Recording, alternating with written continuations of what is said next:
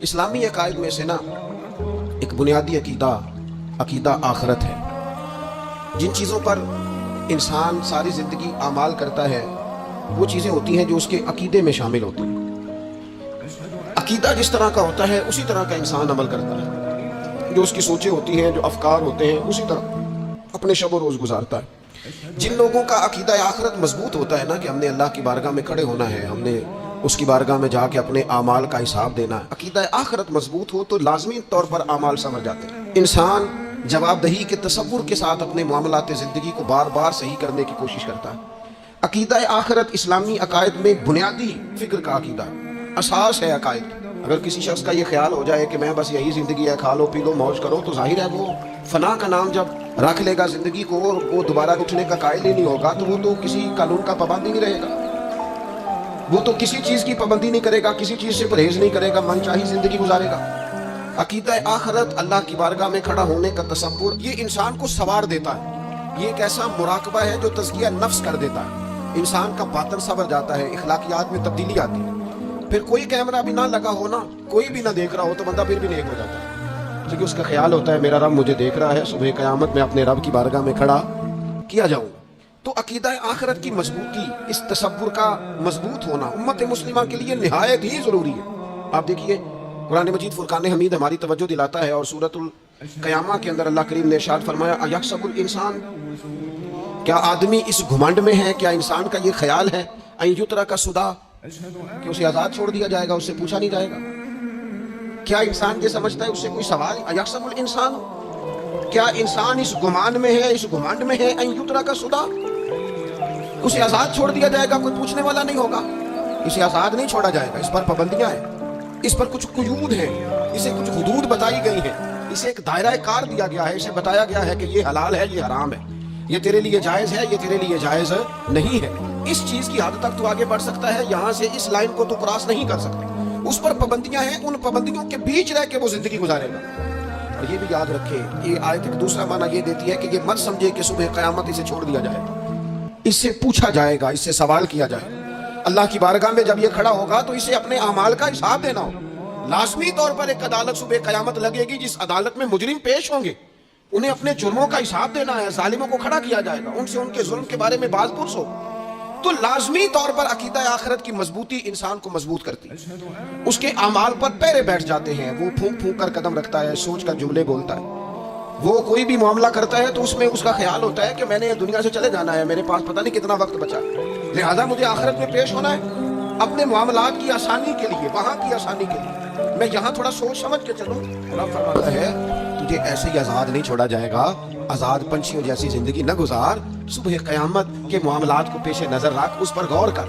یہ تصور گھر کے باہر بھی پورا مضبوط ہونا چاہیے اور گھر کے اندر بھی پورا مضبوط ہونا چاہیے. انسان اپنے مالک سے ڈرے اور قیامت کے دن اس کی بارگاہ میں حاضری کا یقین رکھے، اور وہ یاد رکھے کہ یہاں جو کچھ، وہ دیکھے نا بچوں کو استاد پڑھاتا ہے، محنت کراتا ہے، اگر بچے نہیں پڑھتے تو ڈانٹتا بھی ہے، سمجھاتا بھی ہے، قائل بھی کرتا ہے. اور جب وہ آخری بات کرتا ہے تو پھر وہ پتہ کیا کہتا ہے؟ چلو ٹھیک ہے، اگر نہ پڑھو گے تو امتحان تو آنا ہی ہے نا، رزلٹ تو آنا ہے، پیپر میں بیٹھو گے نہیں آئے گا، فیل ہو جاؤ گے. یہ لاسٹ پر یہ بات ضرور ہوتی ہے، یہ امتحان دینے کا تصور اور امتحانی سینٹر میں جانے کا خیال طالب علم کو مجبور کرتا ہے کہ میں اسباق تیار کروں، میں بار بار اس پر غور کروں، میں کتاب کو سمجھوں، میں اس کو حل کروں چیزوں کو، تاکہ جب میں مرکز میں جاؤں پرچہ دینے کے لیے امتحانی سینٹر میں تو پھر مجھے پریشانی کوئی نہ ہو.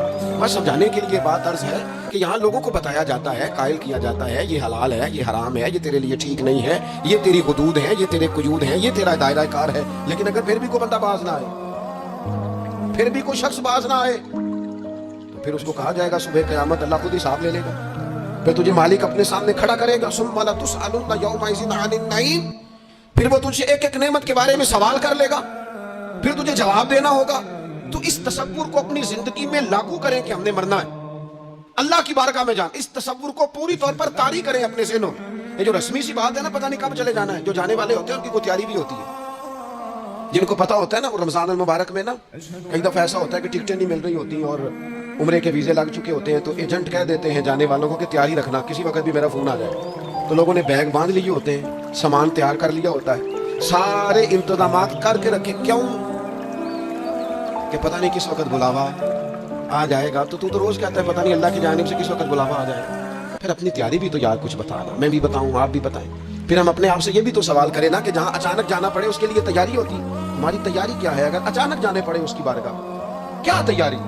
روز دیکھ رہے ہیں نا, کچھ لوگ روڈ پہ چڑھے تھے پہنچ نہیں سکے, ہاسپٹل گئے تھے پہنچ نہیں سکے, کچھ لوگ کسی فیلڈ میں کام کر رہے تھے ڈگری نہیں مل سکی, جا ہی نہیں سکے, وقت آ گیا. تو اگر وہ ٹائم آ جاتا ہے اس کی بارگاہ میں حاضر ہونا پڑ جاتا ہے, تیاری کیا ہے؟ نبی پاک علیہ الصلوۃ والسلام گھر کے اندر اپنے گھر والوں کی تربیت کے لیے اور تعلیم امت کے لیے ایک دعا مانگتے تھے. حضرت عائشہ صدیقہ کہتی ہیں حضور دعا مانگتے تھے, مشکات میں موجود ہے. کیا دعا تھی؟ اللہم حاسبنی حسابا یسیرا, اے اللہ ذرا حساب آسان کر کے لینا. یہ حضور تعلیم امت کے لیے دعا مانگ, اللہ حساب ذرا آسان کر کے لیجیے, مالک کرم فرمانا. حضرت عائشہ صدیقہ رضی اللہ تعالیٰ عنہا ارشاد فرماتی ہے میں نے عرض کیا یا رسول اللہ صلی اللہ تعالیٰ علیہ وسلم یہ آسان حساب کا کیا مطلب ہے؟ تو حضور فرمانے لگے عائشہ آسان حساب کا مطلب یہ ہے کہ رب کریم بندے کے نامہ اعمال پر نظر ڈالے گا اور پھر اللہ تبارک و تعالیٰ اسے درگزر فرما دے گا. یہ آسان حساب ہے. پتہ مالک کو ہے اس نے کیا کیا ہے, پر قریب ہے نا. عدل کرے تھے تھر تھر کمبل, اونچیاں شانہ والے تھے جے فضل کرے تھے, پھر بخشے جامن میرے جے منہ کالے, نظر کرے گا پھر معاف فرما دے گا. اور حضور فرماتے عائشہ یاد رکھو جس سے اس نے حساب لیا وہ پھر بڑی مشکل میں آ جائے, اس کے لیے مشکل ہو. اللہم حاسبنی حسابا یسیرا, اے اللہ تو حساب ذرا آسان کر کے لینا, ذرا آسان کر کے. یہ تعلیم امت کے کہ امت کے دل میں خیال پیدا ہو کہ حساب دینا ہے, تو نے حساب دینا ہے, تو نے اپنے مال کا حساب دینا ہے, تو نے اپنے لفظوں کا حساب دینا ہے, تو نے معاملات کا حساب دینا ہے. تو جس کرسی پہ بیٹھا ہے تو کلرک ہے یا صدر ہے, تو نے اپنی اس نشست کا حساب دینا. تو استاد ہے یا پیر طریقت ہے, تو مؤذن ہے یا خطیب ہے, تو جو بھی ہے تو نے حساب دینا ہے. تجھے تیرے منصب کے بارے میں پوچھا جائے, تجھے تیرے عہدے کے بارے میں پوچھا جائے گا, تجھے اپنی ذمہ داریوں کے بارے میں حساب دینا. اللہ کی بارگاہ میں تمہیں جا کے بتانا ہے کہ تم نے کیا اعمال کی. اس تصور کو پکا کریں. یہ تصور کتنا کو پکا ہونا چاہیے, دنیا کیا ہے اور آخرت کیا ہے. ہمارے ہاں لوگوں نے بہت بڑا لمبا چوڑا دنیا کا تصور بنا لیا, کار جہاں دراز لمبا تصور, دنیا داری کے لیے لمبی منصوبہ بندی دور دور تک. میں نے یہ کرنا ہے, پھر میں نے یہ کرنا ہے, پھر اس کے بعد انشاءاللہ یہ کر دینا. یہ تو آپ نے 300 سال کی پلاننگ بتا دی ہے, یہ تو 300 سال کی پلاننگ بتائی. کیا بتائیں تجھے اے باپ, کیا کار ہائے نمایاں کر گئے, بی اے کیا, نوکر ہوئے, پینشن ملی, پھر مر گئے.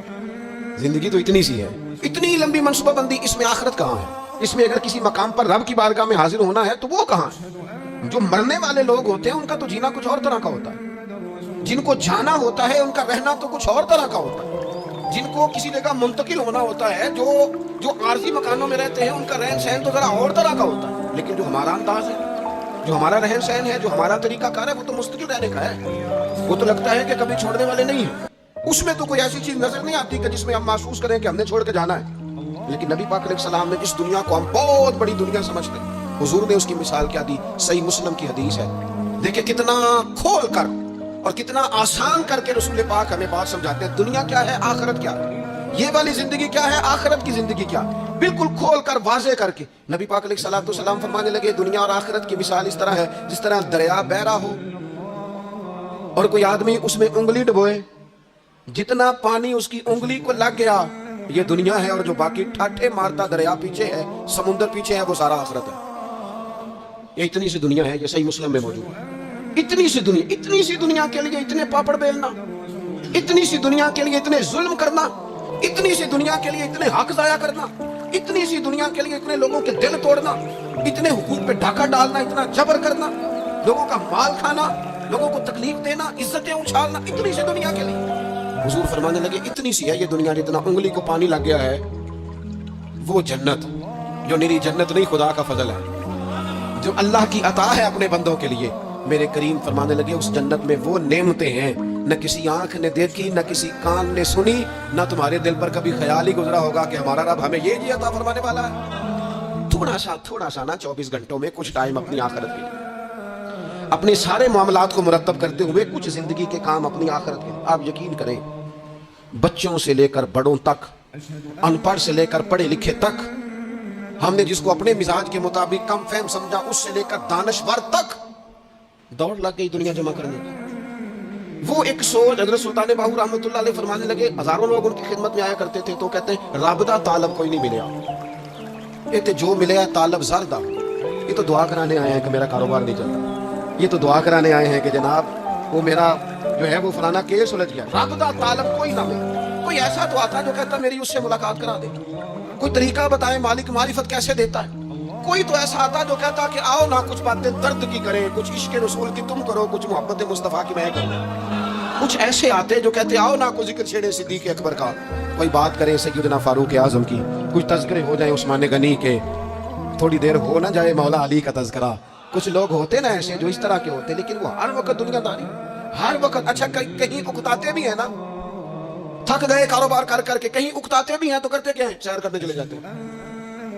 میں جی بور ہو گیا ہوں کام کرتے کرتے، چلو میں ٹھنڈے علاقے میں چلتا ہوں۔ کبھی تو ایسا ہونا تو کہے میں نے بچوں کو بھی وقت دیا ہے، دوستوں کو بھی دیا ہے، یاروں کو بھی دیا ہے، صحت کو بھی دیا ہے، میں نے ٹائم اپنے شوق کو بھی دیا ہے، اب میں کسی کو ٹائم نہیں دوں گا، یہ چند گھنٹے میں صرف رب رسول کی بارگاہ میں حاضری دوں گا۔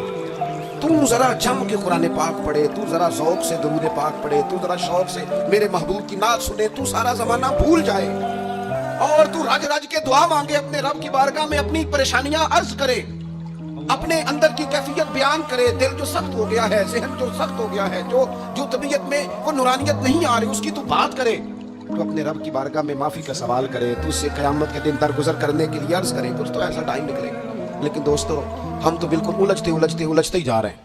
وہ معاملات زندگی ہیں کہ ختم ہی نہیں ہو رہے، شوق ہے کہ ختم ہی نہیں ہو رہے، باتیں ہیں کہ بڑھتی چلی جا رہی۔ دور گزر گیا جب لوگ کہتے تھے کہ کوئی درود پاک بتائیں جس سے سرکار راضی ہو۔ ایک کی مسئلہ ہے کام نہیں چلتا، ایک صاحب آئے کام نہیں چلتا، میں نے کہا سورہ واقعہ پڑھا کرے، کہتے ہیں حضرت میں بڑی دیر سے پڑھ رہا ہوں۔ میں نے کہا چلے کوئی صدقات دے کے دیکھ لے، کہنے لگے بڑی دیر سے دے رہا ہوں۔ میں نے انہیں ایک اور وظیفہ بتایا، کہنے لگے یہ بھی مجھے کسی نے بتایا تھا، بڑی دیر سے کر رہا ہوں۔ تو میں نے انہیں کہا پھر میری ایک ناقص رائے یہ ہے کہ سارا کچھ کرنے کے بعد اگر ابھی تک پھر بھی آپ سمجھ رہے ہیں نا آپ کی مرضی کے مطابق آپ پر دروازے نہیں کھول رہے، پھر آپ صبر کریں، جو میرا رب چاہتا ہے اس پہ راضی رہ کے دیکھیں، پھر ذرا راضی رہ کے دیکھیں، پھر دیکھیں کہ مالک کا فیصلہ کیا ہے۔ وہ آپ کے حق میں کوئی رحمت والا فیصلہ ہی فرمائے گا، پھر ذرا انتظار کر کے دیکھیں، پھر ذرا صبر کر کے دیکھیں۔ پھر وہ کہتا وبشر الصابرین، محبوب کے جنہوں نے صبر کیا ہے انہیں میری رحمت کی خوشخبری سنا دو۔ پھر وہ کہتا ہے باقیوں کے پاس مال ہوگا، دولت ہوگی، اقتدار ہوگا، بڑا کچھ ہوگا، ان اللہ مع الصابرین، صبر کرنے والوں کے ساتھ رب کریم ہوگا۔ پھر ذرا ٹھہر ہی جائیں، پھر تھوڑا حوصلہ ہی کر لیں، پھر اس کے فیصلے کا ذرا انتظار کر کے دیکھیں۔ ہم نا من چاہیے زندگی کے پیچھے پریشان ہیں اپنی آخرت کے، اور آخرت کرتی کیا ہے؟ جب آپ کا آخرت پر یقین پکا ہو جاتا ہے نا، پھر لازمی طور پر انسان کے اعمال سنورتے ہیں۔ آپ یقین کریں سنورتے، 100% سنورتے۔ آپ آخرت پر جتنا یقین، حضرت عمر کا آخرت پر یقین پکا تھا نا، دنیا میں مکان ہی کوئی نہیں بنایا، پکا تھا۔ سیدنا مولا علی شیر خدا امیر المومنین بھی ہو گئے تو طامت پھر بھی پھٹی ہوئی تھی، پکا یقین تھا نا کہ اللہ نے ہمارے لیے آگے بڑی نعمتیں تیار کی ہوئی ہیں۔ حضور نے آ کے فرمایا تھا نا کہ عمر میں تیرا گھر دیکھ آیا ہوں جنت میں، یقین پکا تھا نا بڑا کچھ ملنے والا ہے۔ تو جن لوگوں کا پکا ہونا کہ میرا دیش میں گھر ہے، وہ پردیش میں بلڈنگیں نہیں بنایا کرتے، ان کو پتا تھا کہ ہمارے دیش میں گھر بنے ہوئے ہیں، لہٰذا یہاں وہ کسی پریشانی کا شکار ہے۔ اور دوسرا جب بندے کا آخرت پر یقین پکا ہو جاتا ہے نا، ایک بات آپ نے ضرور ذہن میں رکھنی ہے، ہمارے محدثین نے لکھا ہے جس بندے کا صرف دنیا داری میں جینے کا مزاج ہو جاتا ہے نا، وہ بزدل ہو جاتا ہے، اور جس کا خیال ہوتا ہے نا زندگی عارضی ہے، صبح قیامت دوبارہ اٹھوں گا، وہ بندہ بہادر ہو جاتا ہے۔ جس کا خیال ہے نا یہی کچھ ہے، کھا لو پی لو، بس یہ زندگی ختم ہو گئی تو ختم ہو گئی، مر گئے تو مر گئے، ختم ہو گئے، فنا ہو گئے، ان لوگوں کا مزاج بزدلانہ ہو جاتا، جرأت مند نہیں رہتے۔ اور جن کا یہ خیال ہوتا ہے نا مرنے کے بعد بھی اٹھنا ہے، ایک نئی زندگی اللہ عطا کرے گا، وہ لوگ پھر موت سے گھبراتے نہیں، انہیں مرنے سے ڈر نہیں لگتا۔ پھر موت کا لفظ کوئی بندہ سنا کہ انہیں بلیک میل نہیں کر سکتا، وہ بندے طاقتور ہو جاتے، با ہمت ہو جاتے۔ حضرت جابر بن عبداللہ فرماتے ہیں، بخاری میں حدیث ہے، فرماتے ہیں ایک احد والے دن ایک صحابی کھجور کھا رہے تھے، تو کھجور کھاتے کھاتے انہوں نے نبی پاک صلی اللہ تعالیٰ علیہ وسلم کی خدمت میں عرض کی، حضور اگر میں آج شہید ہو جاؤں تو کہاں جاؤں گا؟ تو محبوب فرمانے لگے میرا رب اپنے فضل سے تجھے جنت عطا کرے گا۔ حضرت جابر بن عبداللہ رضی اللہ تعالیٰ عنہ فرماتے ہیں اس بندے نے کیا کیا، اس نے نا کھجور جتنی کھا لی باقی نکال دی منہ سے، تلوار لی، میدان میں گئے، شہید ہو گئے۔ سبق ہمیں کیا دیا؟ کہنے لگے جب مرتے ہی اللہ تعالیٰ جنت عطا کرے گا، پھر کھجور کھاتے کھاتے رہنے والی دیر بھی کیوں کر دی ہے؟ پھر چھوڑو، جنت میں جا کے اللہ کے دیے ہوئے انعام کھائیں گے۔ کھجور کھانے کی بھی دیر برداشت نہیں کی، یہ آخرت کا اجر، آخرت میں رب کی بارگاہ میں کھڑے ہونے کا تصور بندے کو طاقتور کر دیتا۔ وہ بزدل، اقبال کیا کہتے ہیں، اقبال کہتے ہیں موت کو سمجھے ہے غافل اختتام زندگی، یہ ہے شام زندگی، پھر صبح دوام زندگی. اور حضرت بلے شاہ بھی بول پڑے، وہ کہنے لگے عرش فرشتے بانگا ملیاں مکے پہ گیا شور، بلے شاہ آسان نہیں مرنا، یہ تے مر گیا ہی کوئی ہور. یہ تو کسی وقت. پھر ایک اور درویش بولے، وہ کہنے لگے وارث شاہ او کدو مر دے، وارث شاہ او کدو مر دے جنہ کیتیاں نیک کمائیاں نے. وہ تو اللہ کی بارگاہ میں انعام پاتے ہیں. ایک پل ہے موت، اس پل سے گزرتے ہیں، پھر رب کا فضل انہیں ملتا ہے. میں کئی دفعہ کہہ چکا ہوں، پھر کہتا ہوں، یہ جب بہت ٹینشن بن گئی نا، ڈپریشن بہت بڑھ گیا، کووڈ-19 کے دن تھے، کرونا کے، تو مجھے ایک سرکاری ادارے میں بلایا گیا جہاں اس عملے کو میں نے گفتگو کرنی تھی، اس عملے سے جو مریضوں کو دیکھ رہا تھا. کہنے لگے مجھے وہاں کے جو ہیڈ تھے، کہنے لگے پھر صاحب بڑا ڈپریشن بڑا ہے، لوگ ڈر رہے ہیں. وقتی طور پہ خوف بھی بڑا تھا. تو میں نے ایک صاحب سے وہاں کہا کہ اتنا خوف کس بات کا؟ کہنے لگے جی مجھے تو زیادہ ہجوم آ جائے تو میرا سانس نہیں نکلتا، تو قبر میں تو کھڑکی کوئی نہیں، تو تصور سوچ سوچ کے میں ڈرتا ہوں. تو میں نے کہا ڈاکٹر صاحب، ماں کے پیٹ میں جو رب آکسیجن دیتا ہے وہ قبر میں بھی دے گا. تو انہوں نے آپ کی طرح سبحان اللہ نہیں کی، کیونکہ وہ ڈاکٹر صاحب تھے نا. سیانے بندے کو سمجھانا بھی کافی سیانے بندے کا کام ہے، وہ زیادہ سیانے تھے. لیکن نا سوتے کو جگانا تو کام ہے، اور اگر جاگتے کو جگانا پڑ جائے وہ بہت مشکل کام ہوتا ہے. وہ ڈاکٹر صاحب تھے. وہ کہنے لگے جی حضرت صاحب، وہ تو ماں سانس لیتی ہے تو وہ بچے کو جاتا ہے، وہ آکسیجن ماں کے سانس کی بنیاد پہ ملتی ہے، تو قبر میں وہ کیسے ہوگا؟ میں نے کہا چلیں ٹھیک ہے ڈاکٹر صاحب، آپ کی یہ دلیل بھی مان لیتے ہیں. وہ جو انڈے سے بچہ نکلتا ہے، وہ چاروں جانب کوئی سوراخ ہوتا ہے. ڈاکٹر صاحب نے قلم چھوڑ دیا، رکھ دیا. میں نے کہا چلو یہ بھی بتاؤ زندہ ہی نکلتا ہے؟ کہنے لگے بالکل. تو میں نے کہا سونا بھی نکلتا ہے؟ کہنے لگے بڑا ہی پیارا ہوتا ہے. میں نے کہا انشاءاللہ جب ہم قبروں سے نکلیں گے مصطفیٰ کا صدقہ، یوم نحشر المتقین الی الرحمن وفدا، رب کہتا ہے تم جب نکلو گے نا قبروں سے، متقی مومن جب نکلیں گے تو رب کی بارگاہ میں مہمان بنا کر پیش کیے جائیں گے. اے رب دے پرونے ہون گے قیامت میں، وہ مہمان بنا کر پیش کیے جائیں گے اللہ کی بارگاہ، مہمان بنا کر. دوستو، قبر صرف دوزخ کا گڑھا نہیں ہے، دوزخ کا گڑھا بھی، لیکن اس کے لیے جس نے دنیا میں رہ کے صرف دنیا کٹھی کی، آخرت کے لیے جمع کچھ نہیں کیا، اور جس نے یہاں رہ کے وہاں کے لیے کوشش کی، صبح سے شام تک ڈرا کہیں میرا رب ناراض نہ ہو جائے، کہیں حضور کی بتائی ہوئی حدیں معاذ اللہ مجھ سے کراس نہ ہو. جس نے محتاج زندگی گزاری، اس کی قبر گڑھا نہیں، کھڈا نہیں، بلکہ حضور فرماتے روضۃ من ریاض الجنہ، اس کی قبر تو باغ ہے، باغ. ایک منٹ کے لیے صرف سوچنا، بندہ فوت ہو سیدھا اسے باغ میں چھوڑا ہے کوئی، باغ ہے قبر، باغ. اور باغ بھی معمولی نہیں، معمولی کیاری نہیں، روضۃ من ریاض الجنہ، جنت کے باغوں میں سے باغ. اور باغ اتنا سونا ہے جس میں آنکھ کھلے گی تو پہلی زیارت ہی مدینے والے رسول کی نصیب ہوگی. تو خوف آتا ہے وہاں جاتے ہوئے. پہلے بھی میں نے کہا تھا، پھر کہتا ہوں، وہ مرحوم آسی نے کہا تھا آج پھولے نہ سمائیں گے کفن میں آسی، او قبر کی رات ہے ان سے ملاقات کی رات. آج تو ملاقات. تو یہ جو عقیدہ آخرت ہے یہ انسان کو بزدل نہیں کرتا، بہادر کر دیتا ہے. جو لوگ عقیدہ آخرت نہیں رکھتے بزدل ہو جاتے ہیں، اور لازمی طور پر بزدل ہو جاتے ہیں. اسی طرح یہ جو عقیدہ آخرت ہے یہ صبر و تحمل پیدا کرتا ہے انسانی زندگی میں، ٹھہراؤ پیدا کرتا ہے. انسان محسوس کرتا ہے کہ کل دنیا یہ نہیں، آگے بھی اللہ بڑا کچھ عطا فرمانے والا ہے. اس کے مزاج کے اندر تحمل، بردباری، سکون رہتا ہے. یعنی نہیں بھی اگر کسی مظلوم کو انصاف مل سکا دنیا میں تو وہ پھر بھی بے صبرا نہیں ہوتا، وہ ٹھہراؤ کا شکار ہے. اسے پتا ہے قیامت کے دن بھی ایک عدالت لگے گی، اللہ کی بارگاہ میں جانا ہے. نبی پاک علیہ الصلوۃ والسلام نے فرمایا اگر سینگوں والی بکری نے بغیر سینگوں والی بکری کو تکلیف دی ہوگی تو قیامت کے دن اسے بھی بدلہ دینا پڑے گا. تو یہ تحمل پیدا کرتا ہے انسان کو، ایک حوصلہ ہوتا ہے کہ ساری عدالتیں یہاں نہیں، قیامت میں بھی لگنی. جب انسان عقیدہ آخرت رکھتا ہے نا تو پھر اس کے لیے نا رب کے رستے میں خیرات کرنا بڑا آسان ہو جاتا ہے. پھر نا وہ محسوس کرتا ہے کہ میں نے سارا کچھ یہاں کے لیے جمع نہیں کرنا، کچھ میں نے وہاں کے لیے بھی جمع کرنا ہے. وہ پھر اپنی آخرت کے لیے کچھ نہ ایک بینک آخرت کا بھی بنا لیتا ہے، اس میں بھی کچھ نہ کچھ جمع کراتا رہتا ہے. اسے پتا ہوتا ہے کہ میں نے اللہ کی بارگاہ میں حاضر ہونا ہے، وہاں کی بھی کچھ نہ کچھ تیاری. نبی پاک صلی اللہ تعالیٰ علیہ وسلم نے بکرا بھیجا گھر میں ذبح کرنے کے لیے، تو سرکار تشریف لائے سر شام، تو فرمایا کیا بنا؟ عرض کی یا رسول اللہ صلی اللہ تعالیٰ علیہ وسلم سارا بانٹ دیا ہے، محلے داروں میں، رشتہ داروں میں، غریبوں میں سارا بانٹ دیا، بکرے کی ایک دستی صرف بچی ہے آپ کے لیے رکھی ہے. تو حضور نے توجہ کیا دلائی، محبوب نے کس طرف رخ کیا؟ حضور فرمانے لگے اپنے اہل خانہ سے، ازواج مطہرات سے، کریم فرمانے لگے عائشہ وہ جو تم نے بانٹ دیا نا وہ سارا ہی بچ گیا ہے، وہ سارا ذخیرہ ہو گیا، وہ جمع ہو گیا آخرت کے لیے، وہ ہمارے پاس بچ گیا. یہ جو تم سمجھتے ہو نا یہ بچا کے رکھا ہے یہ تو ہم استعمال کر لیں گے، وہ ہم نے سیو کر لیا ہے، وہ بچ گیا ہے. حضرت ابو ذر غفاری رضی اللہ تعالیٰ عنہ اپنے خادم سے کہنے لگے کہ مجھے پتا چلا ہے یہاں فلاں جگہ کچھ غریب لوگ آئے ہیں، تو اس طرح کرنا جو اچھا اونٹ ہے نا میرے اونٹوں میں سے اچھا اونٹ وہ ذبح کر کے نا تو ان سارے گھروں میں تقسیم کر دو, جتنا گوشت وہاں بھیجو گے اتنا ہی میرے گھر میں بھی بھیج دینا.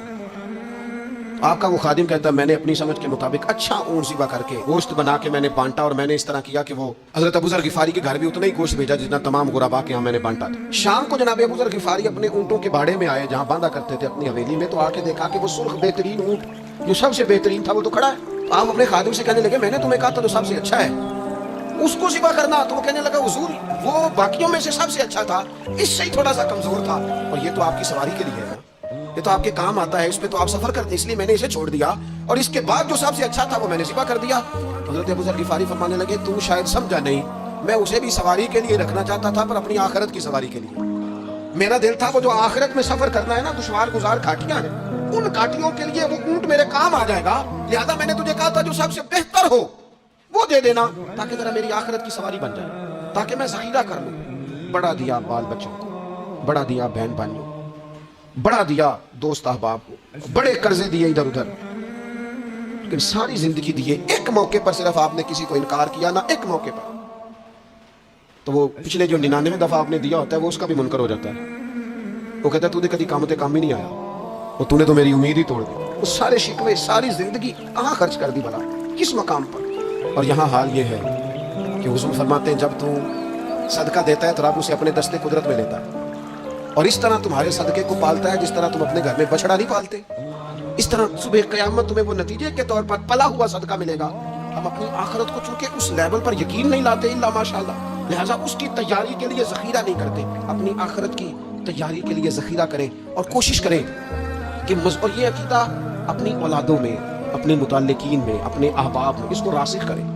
کوئی نہ کوئی بات عقیدہ آخرت کی, قیامت کی ضرور اس کا تذکرہ کریں. ان باتوں کو اپنی زندگی کا حصہ بنائیں. اگر عقیدہ آخرت نہ ہو تو دنیا کی ساری چیزیں ویسے ہی لوگوں کو عجیب لگنے لگ جائیں. اگر کوئی قیامت ہی قائم نہ ہو تو مظلوم رہ گیا, ظالم نے تو پھر ظلم ہی کمایا, وہ تو پھر دندناتا پھرے گا. تو رب کہتا ہے ایحسب الانسان ان یترک سدی, کیا انسان سمجھتا ہے کہ اسے یوں ہی چھوڑ دیا جائے گا, کوئی اسے آزاد ہی چھوڑ دیا جائے گا, کچھ پوچھا ہی نہیں جائے گا.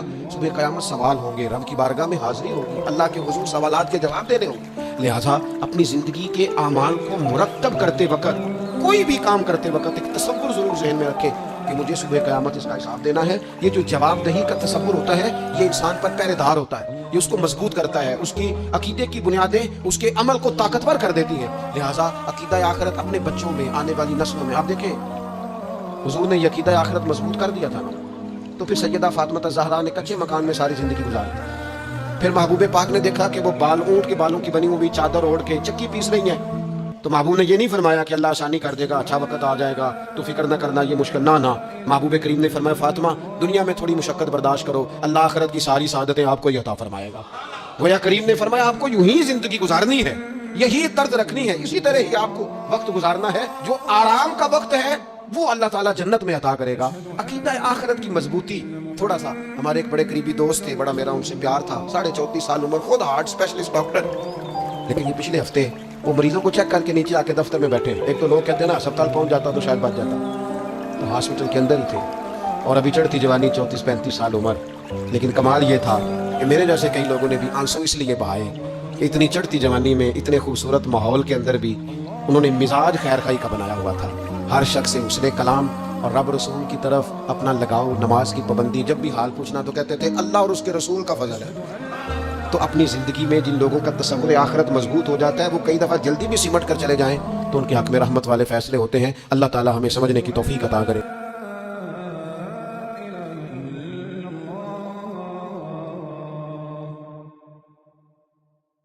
أشهد أن محمدا رسول الله أشهد أن محمدا رسول الله